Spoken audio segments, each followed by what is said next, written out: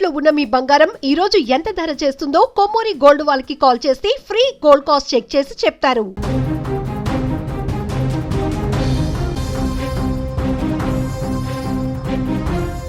థాయిలాండ్లో shocking ఘటన చోటు చేసుకుంది. నొంతగురి ప్రావిన్స్లోని డెబ్సిరిన్ స్కూల్లో జరిగిన కాల్పుల ఘటన ఇప్పుడు దేశవ్యాప్తంగా సంచలనంగా మారుతోంది. 9వ తరగతి చదువుతున్న ఒక విద్యార్థి తుపాకీ చేతపట్టి గేమ్ ఆడుతున్నట్లుగా తన తోటి విద్యార్థులు ఉపాధ్యాయులపైన ఒక్కసారిగా కాల్పులకు తెగబడ్డాడు. ఈ దాడిలో ఒకరు కాదు, ఇద్దరు కాదు, ఏకంగా 7గురు అక్కడికక్కడే ప్రాణాలు కోల్పోయారు. మరో 15 మంది ప్రాణాపాయ స్థితిలో ఉండడం ఇప్పుడు అందరినీ తీవ్ర భయాందోళనకు గురిచేస్తోంది.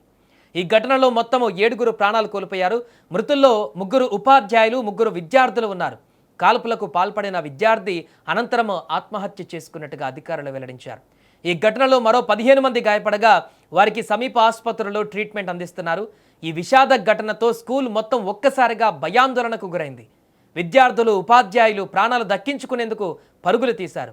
ఇక సమాచారం అందుకున్న పోలీస్ టీమ్స్ వెంటనే సంఘటనా స్థలానికి చేరుకొని పరిస్థితిని అదుపులోకి తీసుకువచ్చాయి. ఘటన తర్వాత అధికారులు భద్రతా చర్యలను మరింత కట్టుదిట్టం చేశారు. ముందు జాగ్రత్తగా సమీపంలోని 2 పాఠశాలలను తాత్కాలికంగా మూసివేశారు. విద్యార్థుల భద్రతకు అత్యంత ప్రాధాన్యం ఇస్తున్నామని అధికారులు తెలిపారు. ఈ ఘటనపైన థాయిలాండ్ ఉప ప్రధాని అనుతిన్ తీవ్ర దిగ్భ్రాంతి వ్యక్తం చేశారు. గాయపడిన వారికి అత్యుత్తమ మెడికల్ కేర్ అందించాలని సంబంధిత అధికారులను ఆదేశించారు. అలాగే ఈ ఘటనకు దారితీసిన పరిస్థితులపైన పూర్తిస్థాయి ఇన్వెస్టిగేషన్ చేపట్టాలని సూచించారు. ప్రస్తుతం ఈ ఘటన వెనుక ఉన్న కారణాలపైన పోలీసులు లోతుగా దర్యాప్తు కొనసాగిస్తున్నారు. విద్యార్థి ఎందుకు ఈ దారుణానికి పాల్పడ్డాడు, ముందుగా ఏవైనా హెచ్చరికలు ఉన్నాయా, అతని మానసిక పరిస్థితి ఎలా ఉంది వంటి అన్ని కోణాలలో విచారణ జరుగుతోంది. ఇలాంటి ఘటనలు ప్రపంచవ్యాప్తంగా విద్యాసంస్థల భద్రతపైన మరోసారి చర్చకు దారితీస్తున్నాయి. స్కూళ్లలో కేవలం సెక్యూరిటీ మాత్రమే కాకుండా విద్యార్థుల మానసిక ఆరోగ్యంపై కూడా ప్రత్యేక దృష్టి పెట్టవలసిన అవసరం ఉందని నిపుణులు అభిప్రాయపడుతున్నారు.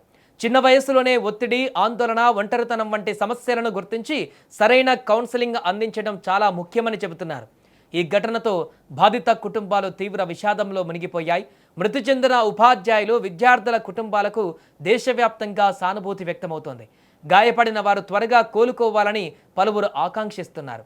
ఇలాంటి విషాద ఘటనలు మళ్లీ పునరావృతం కాకుండా ఉండేందుకు కఠిన భద్రతా చర్యలు, సమర్థవంతమైన పర్యవేక్షణ, అలాగే విద్యార్థుల మానసిక ఆరోగ్యంపై నిరంతరం శ్రద్ధ అవసరమని ఈ సంఘటన మరొకసారి గుర్తు చేస్తోంది.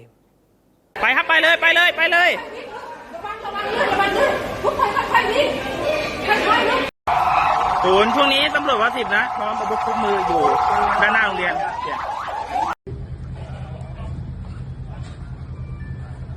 พี่อยู่ตรงไหนพี่อยู่ไหนพี่อยู่ฝั่งนู้นเหรอตอนนี้มือปืนอยู่อาคาร4ตำรวจตึงกำลังอยู่โดยนอกครับ